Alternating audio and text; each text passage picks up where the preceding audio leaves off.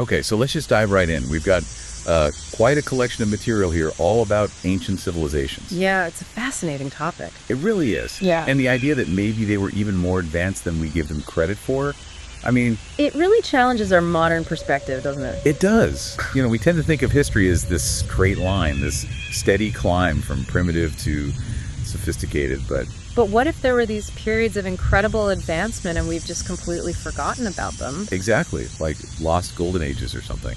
That's what Andrew Thomas explores in this book, We Are Not the First, the one you sent over. Oh yeah, published back in 1976, this book is like a time capsule, packed with these archaeological mysteries and all these historical oddities that just don't seem to fit with the story we've been told, you know? Yeah, even the dedication of the book is kind of a hint that we're in for something different. Oh, tell me about it. Yeah. It's dedicated to the Count de Saint-Germain, who, and I'm quoting Voltaire here, never dies and knows everything.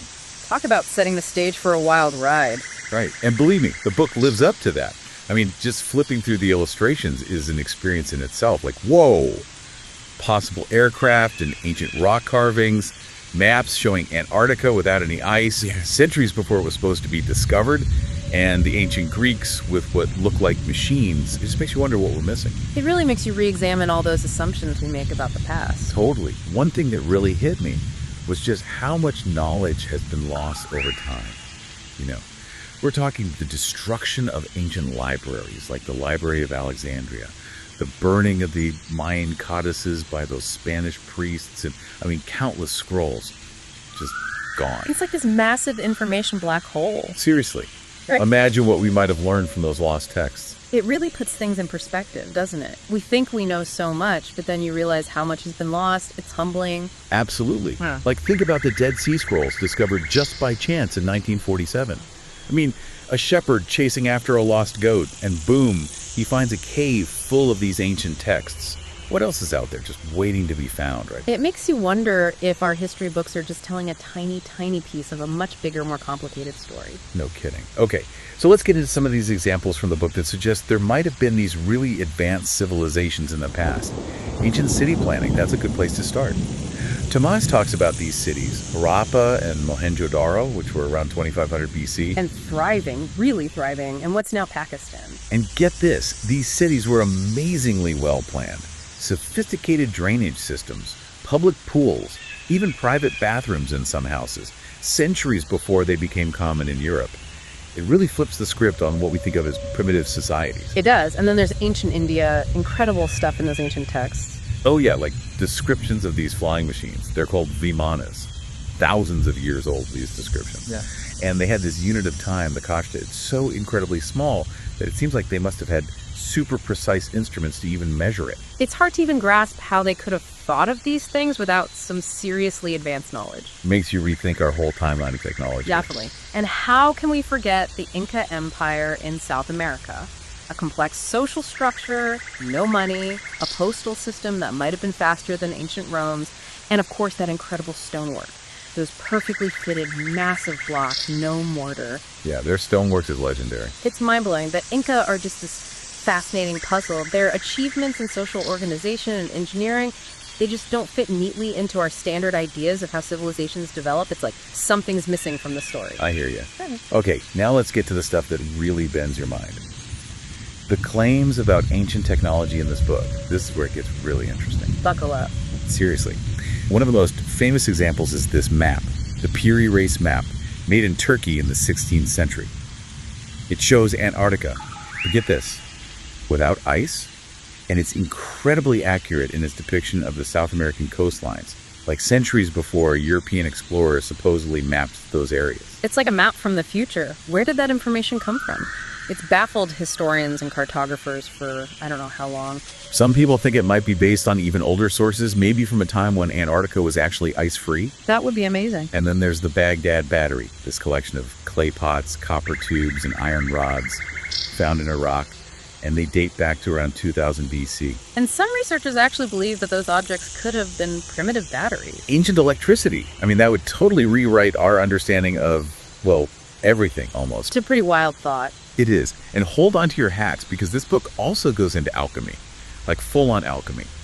There was a story about this monk, Wenzel Seiler, who supposedly, get this, transmuted tin into gold using some secret formula, and even Emperor Leopold I was involved in his experiments. They even struck a medal from the supposedly transmuted gold. Yeah, alchemy. I mean, modern science might dismiss it as this kind of pseudoscience, but when you have historical accounts like that, and you have people like Emperor Leopold involved, it does make you wonder. For sure.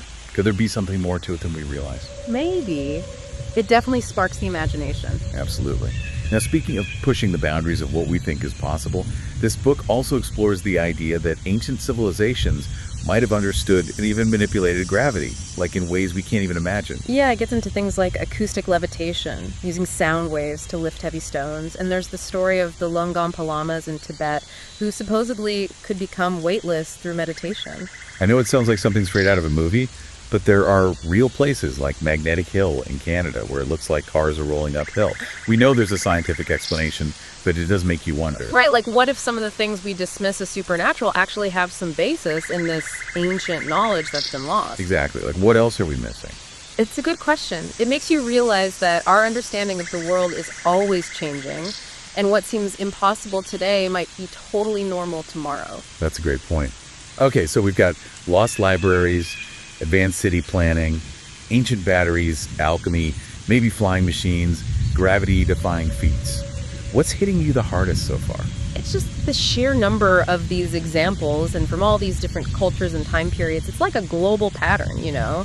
Like maybe there really was this network of knowledge, maybe even lost technologies that we're only just starting to rediscover, and it's pretty mind-blowing. Yeah, if it was just one or two isolated cases, you could maybe write them off. But this pattern, it's hard to ignore.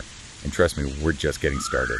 Are you ready to go even deeper? Absolutely, let's do it. All right, let's keep going with this. Ancient medicine. The book talks about some really advanced practices in ancient Egypt, India, and China. Yeah, things like surgical techniques, pain relief methods, and even blood transfusion. It's crazy. I know.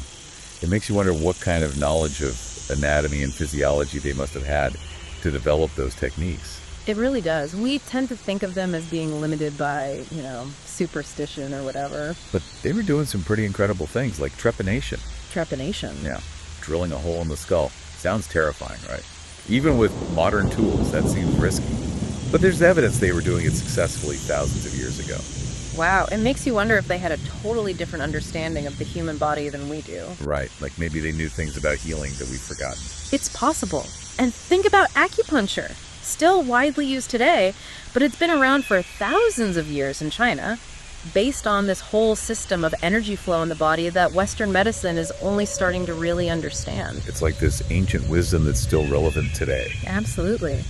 Okay, are you ready for this? Ancient aircraft. I know, right? Like what?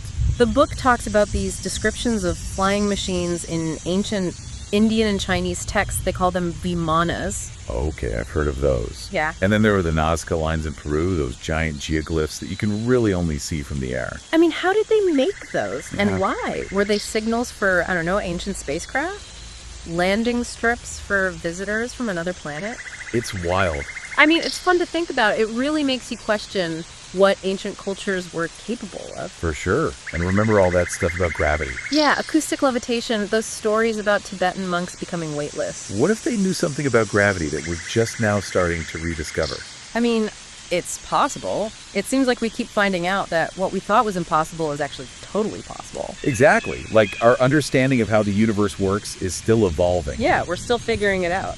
Okay, so we've got lost libraries, advanced city planning, ancient batteries, alchemy, maybe flying machines, gravity-defying feats, and ancient medicine that seems way ahead of its time. What are you thinking at this point? Do you think there's something to this idea that ancient civilizations were more advanced than we give them credit for? Well, I think it's good to be skeptical, but also keep an open mind. The evidence in this book is pretty interesting. It really makes you question everything you thought you knew about the past. I agree. It's easy to dismiss it as fringe theories or whatever, but our understanding of history is always changing, right? We're constantly finding new evidence, reinterpreting things. Yeah, what seems impossible today might be common knowledge in a few years. Who knows? Exactly. And that's what's so cool about this stuff. It reminds us to keep questioning, keep exploring, to never assume we have all the answers. So, where to next on our deep dive journey? What else does this book have in store for us? Well, things are about to get even more interesting. Let's talk about some of the more controversial claims in the book. The ones about ancient astronauts, extraterrestrial contact. Okay, now we're talking. Yeah. You ready to go down the rabbit hole? Let's do it. Okay, so here we go, the deep end of the pool. Ancient astronauts, extraterrestrial contact, the stuff that makes you go, hold on, is this for real? It's definitely where the book gets the most speculative, but it's also super fascinating. Toma starts by looking at these ancient myths and legends from all over the world, about gods or beings coming down from the sky. Right, like Zeus and the Olympians in Greek mythology. Exactly. Or the ancient Egyptian stories about Ra, the sun god, traveling across the sky in this celestial boat. So many cultures have these stories about these powerful beings from the stars. Yeah, and it makes you wonder, could they be more than just stories? Could they be like echoes of real encounters with extraterrestrial visitors? That's what Tomas is suggesting. And he brings up some pretty interesting examples, like this Babylonian epic, the Epic of Etana. It's 4,700 years old, and it describes this king going up to heaven on the back of an eagle. Wow, so like an allegory for early space travel. Maybe. Pretty wild. And then there's the Book of Enoch, an ancient Jewish text that talks about a journey to heaven and encounters with these celestial beings. It's like all these ancient texts might be hinting at something we haven't been able to explain with our usual understanding of history. Right. And then there are those Nazca lines again, those massive geoglyphs in Peru, only really visible from the air. Could they have been signals for ancient spacecraft, landing strips for visitors from other worlds? I mean, it's a theory that's been around for a while. Some people think they were for astronomy or ceremonies, but others see them as possible evidence of extraterrestrial contact. It's definitely a mystery that keeps people guessing. Yeah, for sure. I know some people are going to be skeptical, maybe rolling their eyes at this whole ancient astronaut idea. And that's fair. It's important to be critical, to really look at the evidence and not just jump to conclusions. Absolutely. But at the same time, we got to keep an open mind, right? What if we're not alone in the universe? What if Earth has been visited by extraterrestrial beings in the past? That would completely change our understanding of history and where we fit in the grand scheme of things. It's a pretty huge idea to wrap your head around. Yeah, it's both exciting and kind of humbling to think about. So we've been on this incredible journey through these lost civilizations, ancient technologies, and now even the possibility of extraterrestrial contact. What are your final thoughts? For me, the big takeaway is that there's just so much we still don't know about our past, about the universe, about everything. This book really makes you question everything, and it just reminds us to keep exploring, keep an open mind, because who knows what incredible discoveries are still out there. I think that's a great point. It's like history is not set in stone. It's always changing as we uncover new evidence and new ways of understanding the past. And hey, maybe someday we will find that definitive proof that we've had visitors from other planets. Or maybe the most mind-blowing discoveries are still waiting for us, things we haven't even thought of yet. That's the beauty of it. Well, that wraps up our deep dive into the fascinating world of ancient knowledge. We hope you've enjoyed it, and maybe even got a little curious to explore these mysteries for yourself. Remember, the journey of discovery never really ends. There's always more to learn, always more questions to ask. And to keep searching, keep questioning, and keep that open mind, because the truth is out there somewhere, waiting to be uncovered. Until next time, happy exploring, everyone.